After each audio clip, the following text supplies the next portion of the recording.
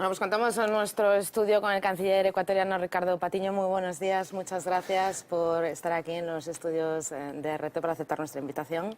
Muchas gracias, María, gracias por haberme invitado. Realmente me da mucha alegría estar en Moscú y además estar en RT, que es una empresa de comunicación que ha logrado irradiar tanto en el mundo entero. Así es que un gusto para mí estar aquí contigo. Un placer. Y dispuesto para todo. Un placer tenerlo en esta entrevista. Usted está estos días en visita en Rusia, es sobre todo una visita institucional. Ustedes quieren sobre todo aumentar, ¿no?, el mercado entre ambos países, algo que en los últimos años ha ido muy bien porque prácticamente se ha duplicado. Pero ¿en qué esferas pretenden ustedes que estas relaciones bilaterales se mantengan y sobre todo crezcan?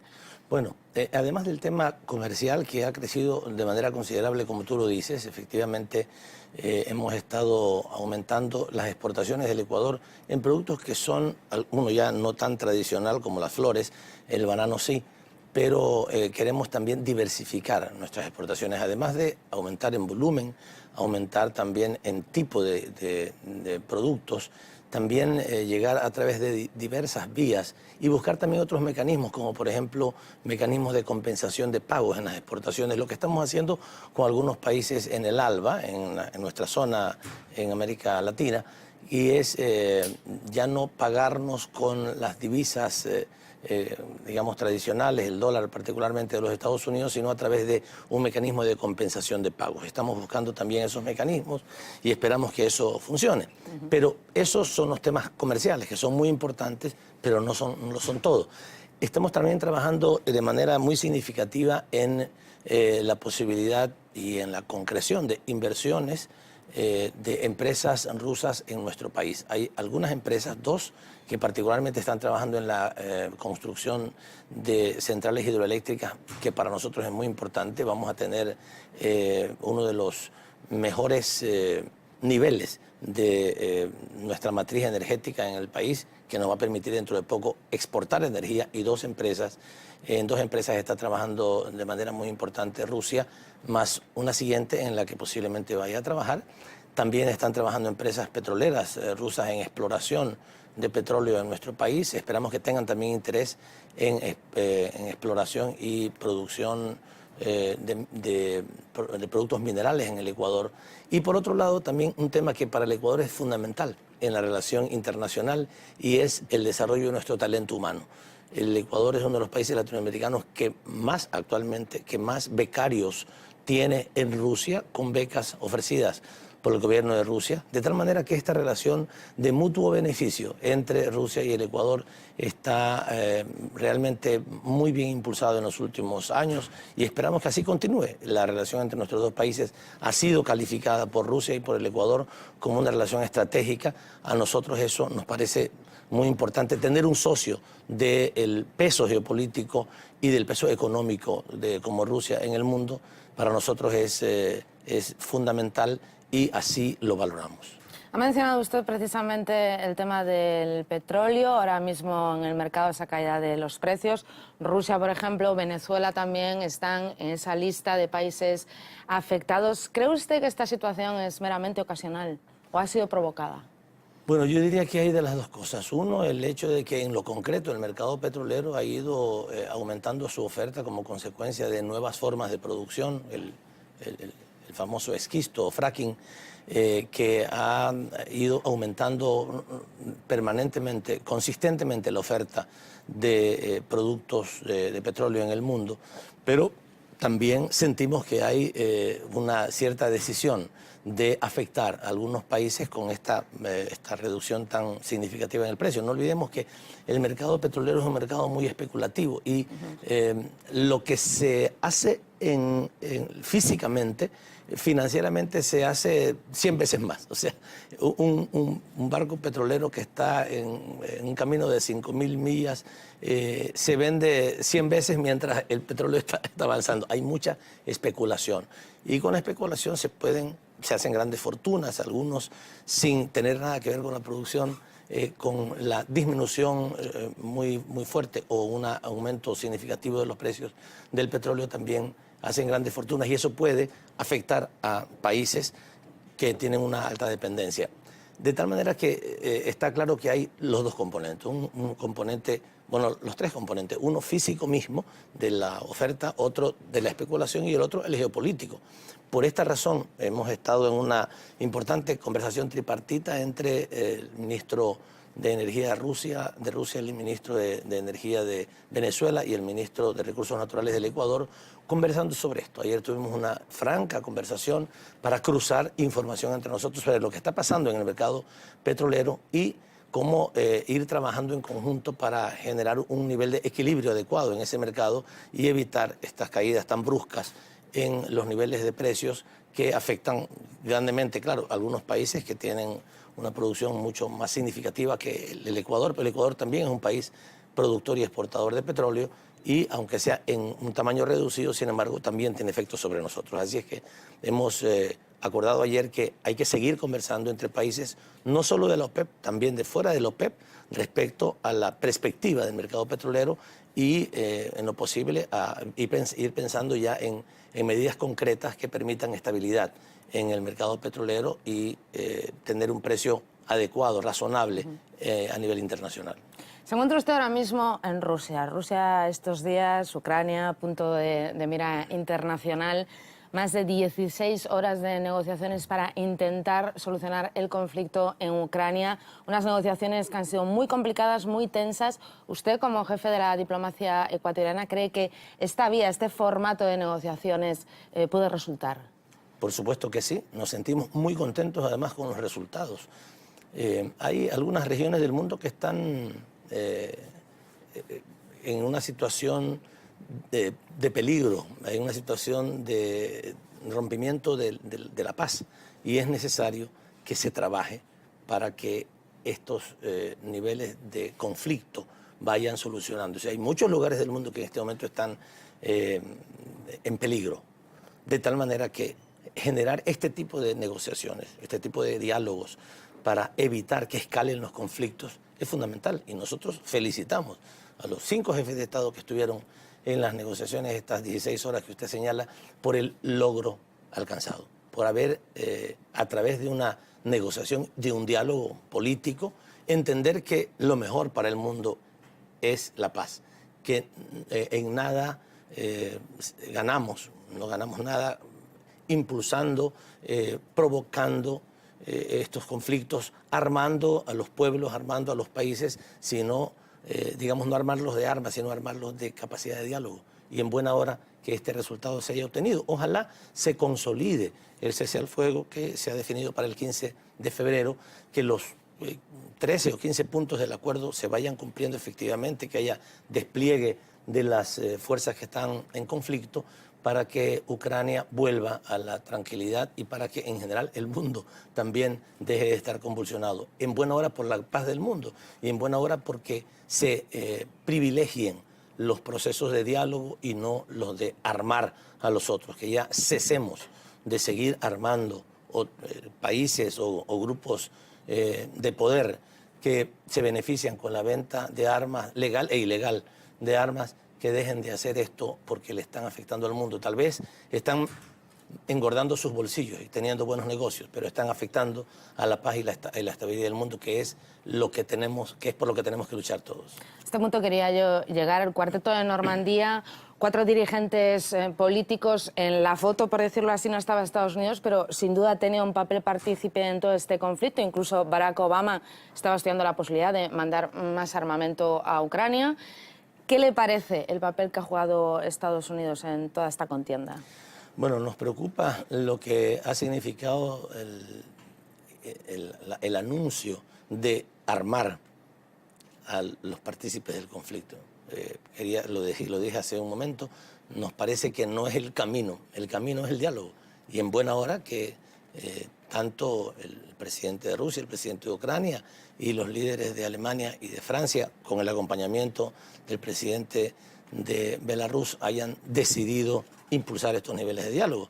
Y nos preocupa que haya esta intención, que haya habido esta intención de los Estados Unidos de seguir armando el conflicto.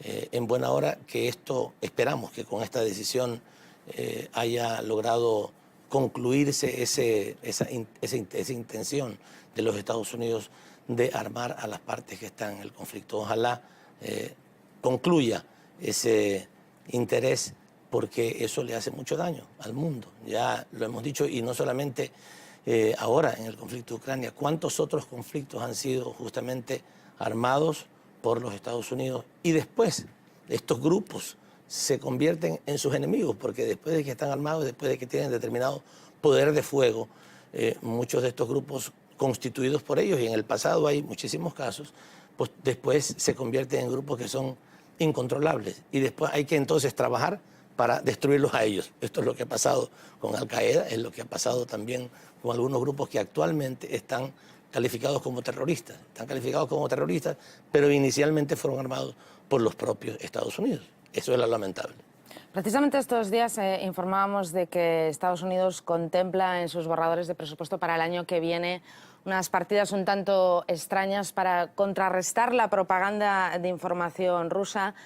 Eso sin duda implica cierto temor de que otro tipo de mensajes, ¿no?, llegan a la población. ¿Hasta qué punto se puede contener otro punto de vista? Bueno, esto es lo que ellos intentan hacer, porque conocen bastante bien cómo controlar la situación mediática en el mundo. Han sido capaces de generar guerras simplemente a partir de información falsa que generaron en todo el mundo. No olvidemos lo que pasó en Irak. O sea, esta es la demostración más palpable y reciente de cómo una guerra se puede armar a través de una campaña mediática orquestada, creada por los organismos de poder de los Estados Unidos y posteriormente amplificada por unas cuantas agencias de comunicación, de prensa. Y esto lo hicieron. O sea, crearon una situación de conflicto, de terror en el mundo, invadieron un país, destruyeron un país, dijeron que era por la paz y por la democracia. No han logrado ni paz y democracia en Irak. Mataron centenares de miles de personas. Están impunes los responsables de esa agresión. Entonces ellos saben lo que es armar un teatro mediático, y por tanto sí están preocupados por el hecho de que en este momento hay reacción de muchos países del mundo y también de agencias que dicen la verdad, agencias que informan con la verdad, porque ahora ya no tienen el monopolio completo de los medios de comunicación o de las agencias de prensa en el mundo, y por tanto están preocupados ahora por los efectos que podría tener el hecho de que la verdad se diga en el mundo, y están tratando de tener un presupuesto que les permita desmentir aquellas cosas que en el mundo ahora se comienzan a decir, y que el mundo comienza a develar. Comenzamos a informarnos verdaderamente con algunas agencias de noticias de lo que sucede en el mundo. Ahora están preocupados por eso. Tienen razón en preocuparse, pero más razón tendrían en evitar más agresiones en el mundo, para que el mundo pueda vivir en paz y no siga soportando las invasiones y las agresiones que han estado acostumbrados. No lo digo solamente por el resto del mundo, sino también por nuestra región. El siglo XX fue un siglo lleno de agresiones, de invasiones, de procesos de dictaduras impulsadas por los grupos de poder de los Estados Unidos. Nosotros tenemos bastante experiencia propia de las cosas que suceden, y todos armados sobre la base de un teatro mediático, de una campaña mediática que después siempre se ha demostrado que han sido falsas. Si hablamos de Estados Unidos, hablamos de Ecuador y por encima hablamos de información, entonces tenemos que llegar indudablemente al caso de Julian Assange. El fundador de Wikileaks lleva desde junio de 2012 en su embajada en Londres. Londres, bueno, pues ya se ha quejado por los gastos, ¿no?, que supone la seguridad de Julian Assange. Creo que ustedes van a llevar este caso en el mes de marzo al 28º, a ver si recuerdo el nombre, periodo de sesiones del Consejo de Derechos Humanos de la ONU. ¿Qué opciones hay para que este caso se resuelva? Quiero decirte que el próximo mes cumple 1000 días Julian Assange en nuestra embajada en Londres. Es lamentable que el sistema judicial sueco haya incumplido con su responsabilidad. Su responsabilidad, como, digamos, entre los principios del derecho universal, tenemos lo que se llama la tutela judicial efectiva.